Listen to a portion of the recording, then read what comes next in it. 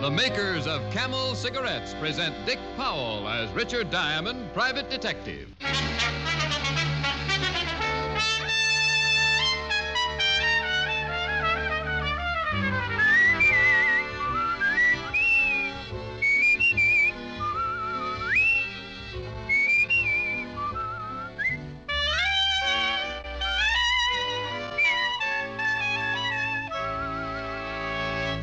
What cigarette do doctors themselves smoke? In a nationwide survey a few years ago, 113,597 doctors in every branch of medicine were asked, What cigarette do you smoke, Doctor? the brand name most was Camel.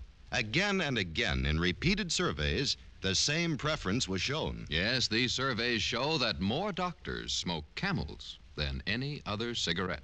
Why don't you smoke Camels, too?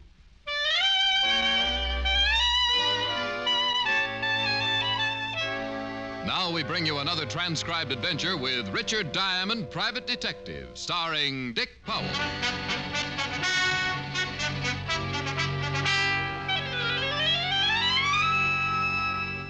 Now, let's see. I play the red 9 on the black 10.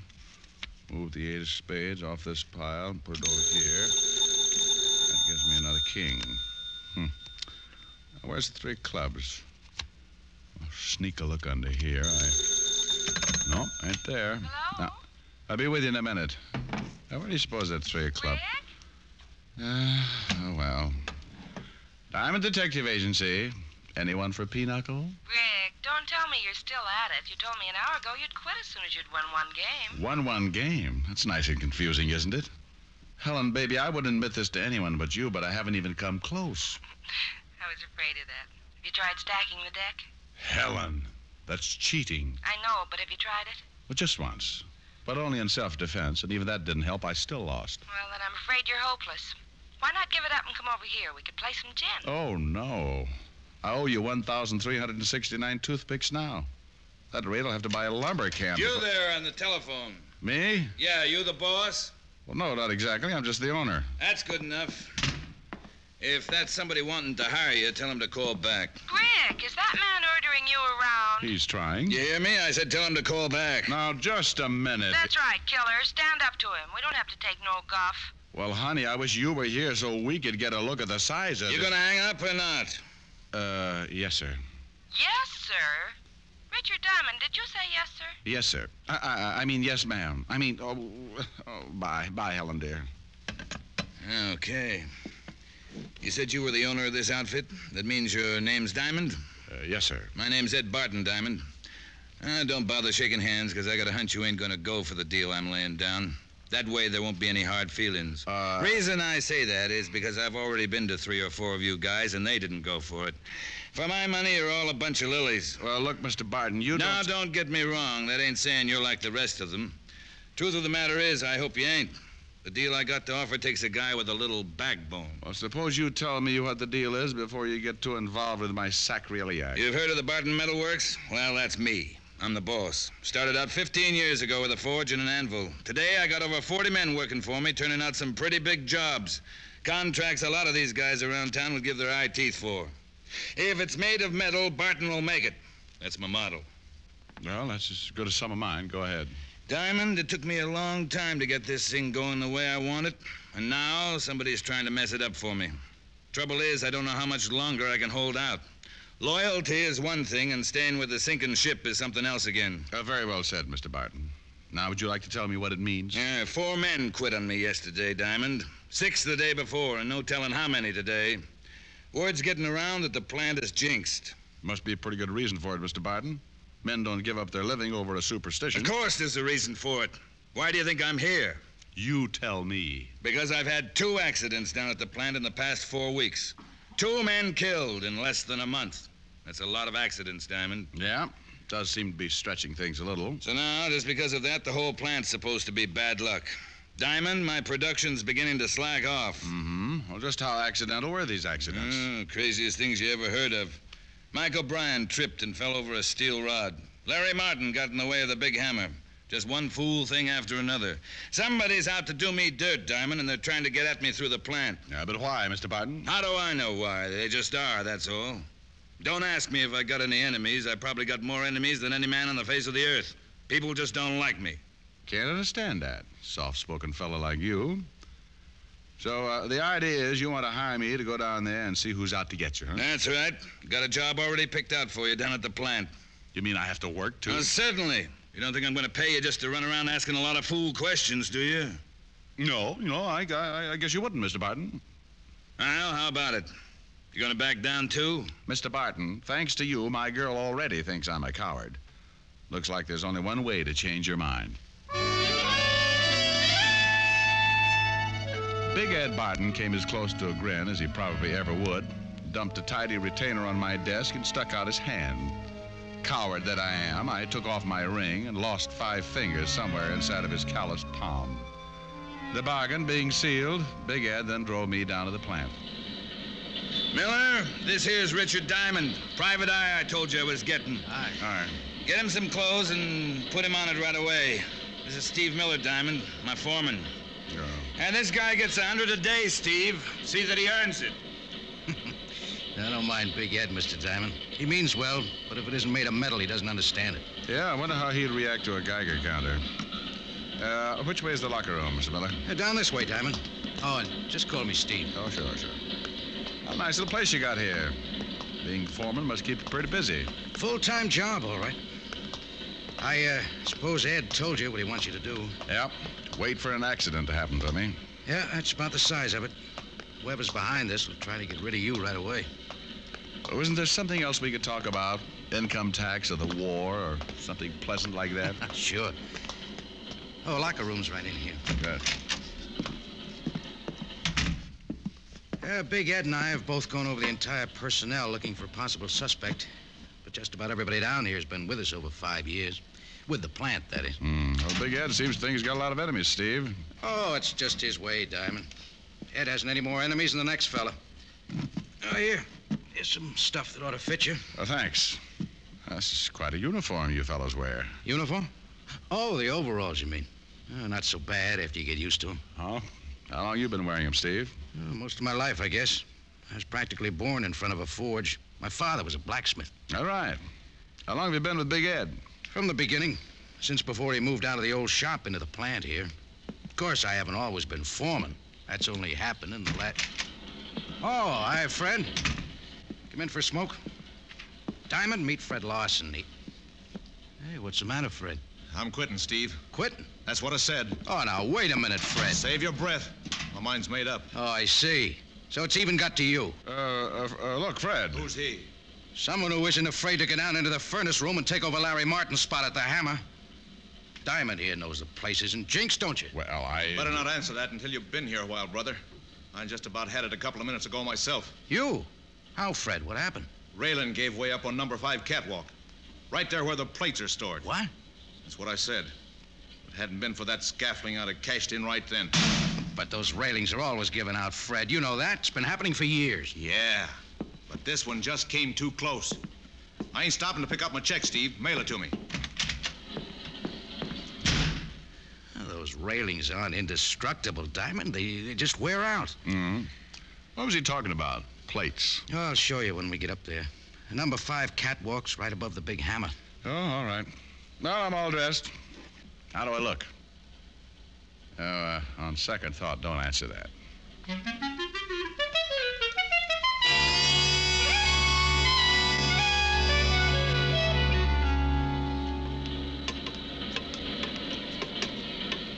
Oh, here's the place Fred was talking about, Diamond. Guess I can't blame him for quitting. Would have been a nasty fall. Yeah. Hey, what's this stuff under the catwalk, Steve? Oh, those are the plates. They're too heavy to lug back and forth, so we just store them up here on the scaffolding. Oh, I see.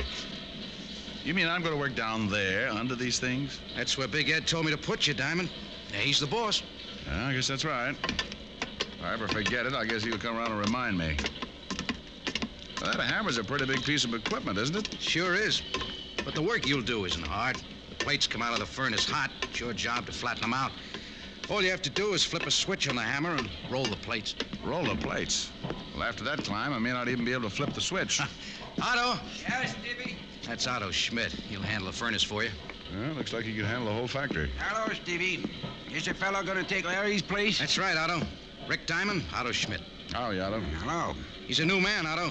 Never worked in a shop before. Yeah, I see that. Well, don't worry. I take care of him. Just how do you mean that? Now, take it easy, Otto. Production isn't as important as safety right now. Remember that. Yeah, I remember, Stevie. Now, you'll be working all alone down here, Diamond. Just you and Otto. Swell. The main thing is to keep your eyes open. Yeah, that's right. All right, Otto. You can take over now. Yeah, I take over now.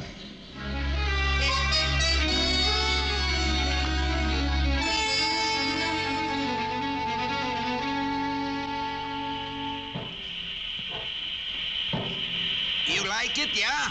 Yeah? Just don't get too close to hammer. No home should be without one. It's great for straightening nails, pounding out meat. Yeah, maybe pound out home, too. You think maybe you stay? Sure.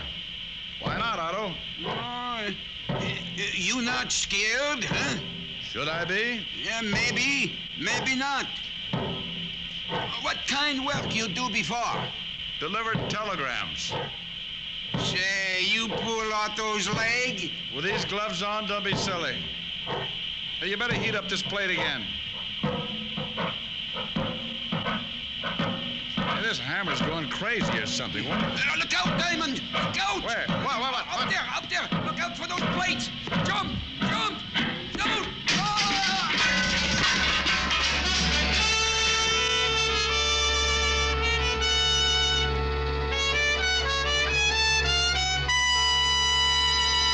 Before we continue with Richard Diamond, here are a few words about smoking enjoyment.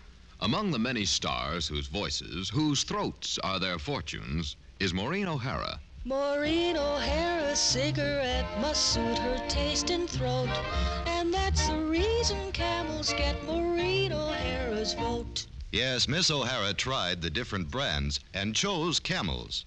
Beautiful Maureen found that Camels agree with her throat. And Miss O'Hara's only one of the many famous stars who regularly smoke Camels. Some of the others are Dick Haymes, Dennis O'Keefe, Linda Darnell, Henry Fonda, Vaughn Monroe, and our own Dick Powell. Why don't you take a tip from the famous people whose throats are their fortunes and who smoke Camels? Make your own 30-day Camel test. Smoke only Camels for the next 30 days. Enjoy Camel's rich, full flavor, pack after pack. See how well Camels agree with your throat, week after week. Camels, smoke Camels, and see how mild a cigarette can be. And now back to Richard Diamond, Private Detective, starring Dick Powell.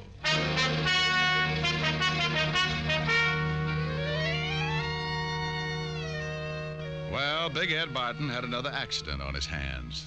Otto Schmidt. They carried him out of the furnace room in bad shape, but alive. I went up to have a look at number 5 catwalk. And it took me about 20 minutes up there to decide that it hadn't been any more accidental than my working for Big Ed. Oh, come on in, Diamond. I'll need your signature on this accident report. You know, Steve, I don't think it was an accident. That scaffolding didn't come loose all by itself. Yeah, but I've still got to make out the report. Well, have a chair. I'll have this finished in a minute. Okay, thanks. You handle the paperwork too, Steve? Yeah, most of it. Anything concerning the plant itself usually falls in my lap. Ed doesn't care much for office work. Well, I guess he would look a little out of character to that. And incidentally, how come that railing on number 5 catwalk hasn't been fixed yet? Seems to me if Fred Larson quit on account of it. Whose department is that anyway? I reported it to Big Ed as soon as I could. Oh? Well, where's Ed now? Home, I guess. Want me to call and see if he's there? No, that's all right. I think I'll just run over and surprise him. What's the address? 105 East Parkview. Big mansion, you can't miss it. 105 East Parkview, right. I'll sign that report when I get back, Steve.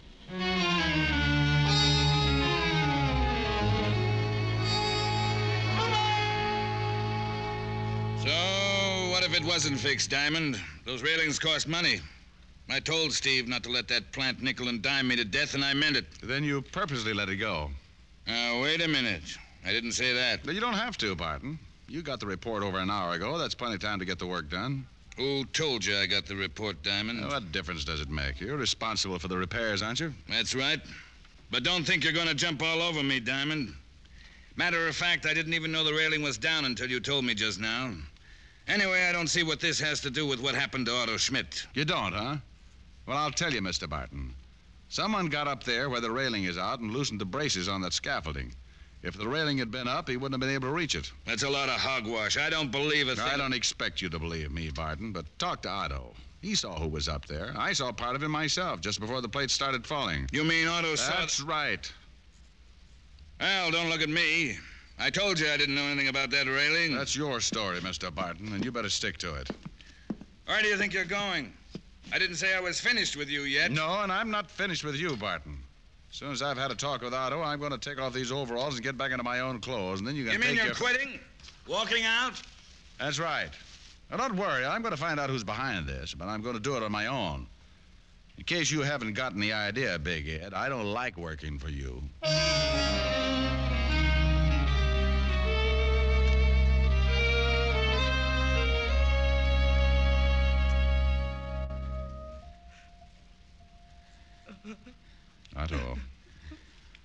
Otto, open your eyes. I want to talk to you. No talk. Why? It wasn't an accident, Otto. You know that. No, it was accident. Don't you want whoever's responsible for this to pay for it? No. What are you afraid of, Otto? Who are you hiding? I'm afraid it's no use, Diamond. For some reason, he just won't talk. No, but why? What's he afraid of? That's all the time I can let you gentlemen have. You'll have to have some rest now. Just a minute, Doctor. Mrs. Schmidt, talk to him, will you? See if you... No, Otto don't want to talk. All right. How long will it be before I can see him again, Doctor? Well, that's hard to say. Several hours, anyway. You might check with the front desk later this evening. They can tell you more about it then. All right, thanks. Would one of you mind dropping her off? It's getting late. There's nothing she could do here. I'll take her home, Diamond. You probably feel like a shower and a change of clothes anyway. Thanks, Steve. But I've still got some work to do. I dropped by the Barton Metalworks to get my clothes out of the locker room, but the night watchman wouldn't let me in without a pass.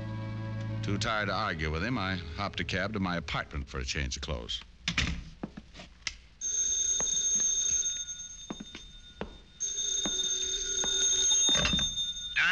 Yeah, but wait till I sit down. I just got in. This is it, Barton. Never mind sitting down. Get over to my house right away. I got something to show you. I thought I told you. I know what you told me, but this is pretty important.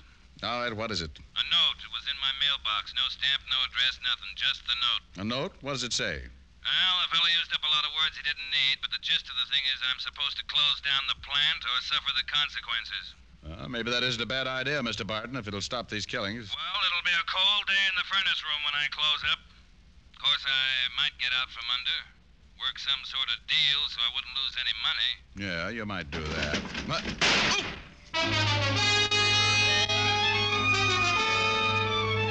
Whoever it was had been waiting out on the fire escape.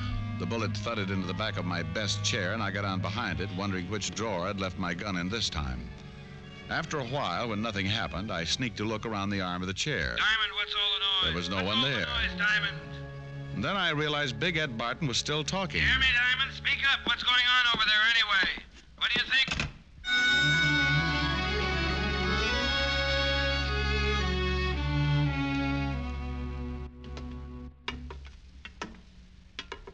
Oh, this place gives me the creeps at night, Diamond. Especially way up here. No one around. Just a lot of machinery. Yeah. And what are we looking for, anyway? Oh, I just wanted to have another look at this railing, Steve. Oh, by the way, where were you when I dropped by your place? Just getting some air. I didn't know you were going to come by. Hey, couldn't we let this go till morning? I don't like it around here when it's quiet like this. Why not? I just don't, that's all. You know, you look pretty good in a suit, Steve. You ought to wear one more often. Oh, thanks, Diamond. You really think so? Yeah. Never know to look at you now that you were just a foreman in the factory. Just a foreman? That's your job here at the plant, isn't it, Steve? But Doesn't it ever bother you working so many years for a guy who doesn't appreciate it? Especially now that the big contracts have started to come in. Ed's pulling in all the gravy, and you're still nothing but a foreman. Quit saying that, will you? Quit saying I'm nothing but a foreman. Why not? It's true, isn't it, Steve? There's nothing wrong with being foreman. It's a very important job. I got charge of every piece of equipment, every man. But not charge of the plant. Isn't that right, Steve? Someone else has charge of the plant. Well, what if he has? Next to him, I'm the boss. That's right, Steve. Next to him, you're the boss. Well, suppose I told you he isn't the boss. What if I told you I was in partnership with Big Ed? What would you think of that? I'd think it was kind of funny, Steve. Oh, funny, is it? Well, that's the way it is. You can ask him if you don't believe me. He'll tell you. I mean, it's kind of funny you're still wearing overalls and living in a boarding house when Big Ed has a mansion and a couple of servants. Doesn't add up, Steve. No, not now it doesn't, but it will. The partner's entitled to full rights, isn't he? Big Ed kept promising me. All these years, he's been promising me. Promising you what, Steve? As soon as the money started coming in, as soon as things picked up, I could get out of the plant. I could wear a suit on the job, meet people. Why should Barton promise you that? Because we're partners, that's why. We went in 50-50. When, Steve? When did you go in 50-50? Almost 15 years ago. Down at the old place. I used to work the forge. Ed'd go out and get the jobs. He got to talk to the people. All I ever got to do was handle the forge. I think I understand, Steve. And then because he got the jobs, he thought he was entitled to more than I was. He said it was all his doing. I was just working for him. He put me on a salary. Made me work in the plant. Well, what do you hope to get out of all this? Hating Big Ed is all right, Steve, but if he closes up the plant, you'd be out of a job. But I won't be out of a job. I'll be in charge then. I'm a partner, ain't I? All right, Steve, we could go back down now. Down? Down where? Where are you taking me? Downtown, to talk to some people. You mean the police? That's right. And Steve, just in case you've still got that gun, I think it's only fair to tell you that this time I've got one, too.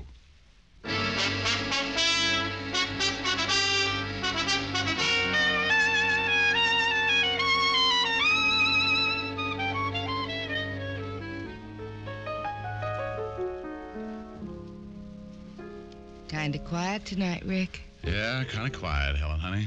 Is it because you owe me 1,369 toothpicks? Well, that could have something to do with it. Then I'll get the cards and give you a chance to even the score. Are you kidding? We'll be here for 6 months. What's wrong with that? Come to think of it, nothing. Well, then leave us get the show on the road. While you sing me a song, I'll set up the card table. Oh, Helen, you are just too good to me. Ain't it the truth? Fella comes home from the office, he's tired, needs comforting, and there you are. I just don't deserve someone like you. Wait a minute. You're reading the wrong part. Oh. Maybe you'd just better sing, huh? Yeah, maybe I better. I cried for you.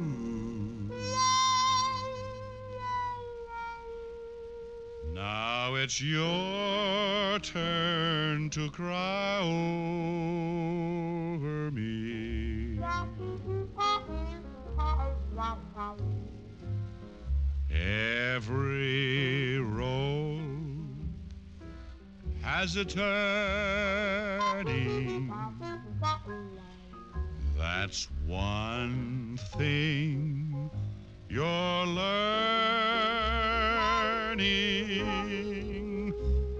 I cried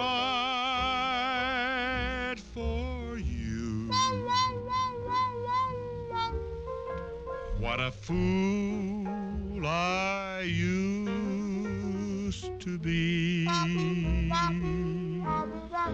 Now I found two eyes just a little bit bluer. I found a heart just a little bit truer. I cried for you.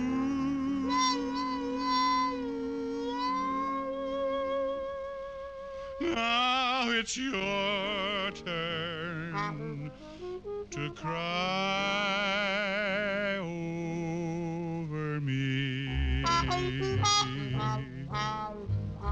Where'd the trombone come from? I played it with my feet. Abe Lincoln taught it to me.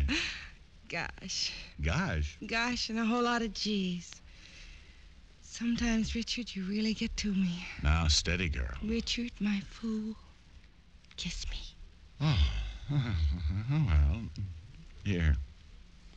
This is a kiss? Well, honey, after all, I'm tired, sleepy, worn out, bushed, beat. Had a busy day. You must have had a busy week. When I say a kiss, I mean a kiss. Come here. Now, that's what I mean when I say... Rick? Rick, what's wrong? It serves me right. I'm gonna have to get myself a younger detective.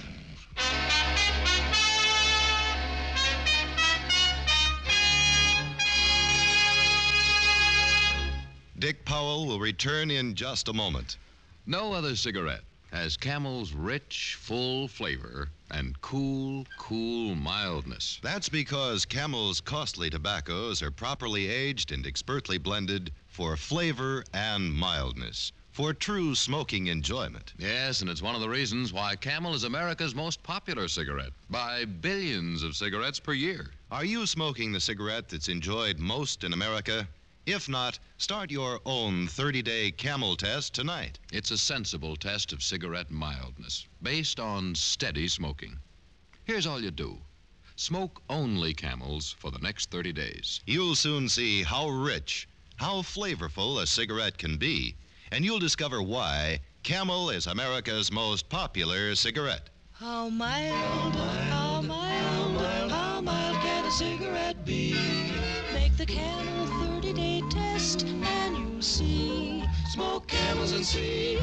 Here's Dick Powell with a special message. Thank you. Ladies and gentlemen, to help bring pleasure to hospitalized veterans and members of our armed forces, the makers of Camel cigarettes send thousands of packs of Camels to veterans and military hospitals every week. This week's gift Camels are on their way to Veterans Hospitals Dwight, Illinois, and Whipple, Arizona, Rapid City Air Force Hospital, Rapid City, South Dakota, and to all hospitals operated by the Far East Command of the U.S. Army. Now, until next week, enjoy Camels. I always do.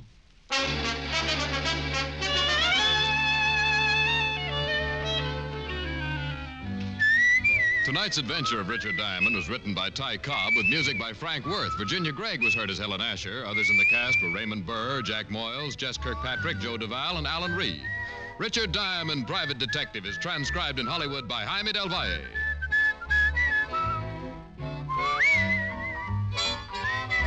Be sure to listen to another great Camel show, Vaughn Monroe and the Camel Caravan, every Saturday night.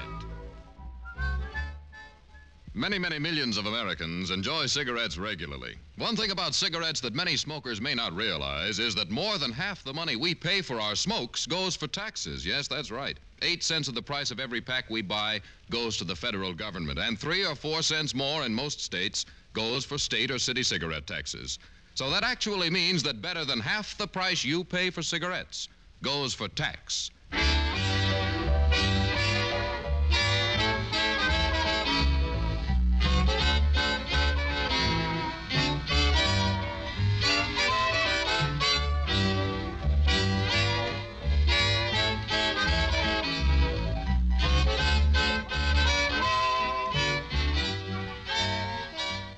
Listen next week for another exciting adventure of Richard Diamond, starring Dick Powell. Now stay tuned, for This Is Your FBI, followed immediately by Ozzie and Harriet over most of these stations.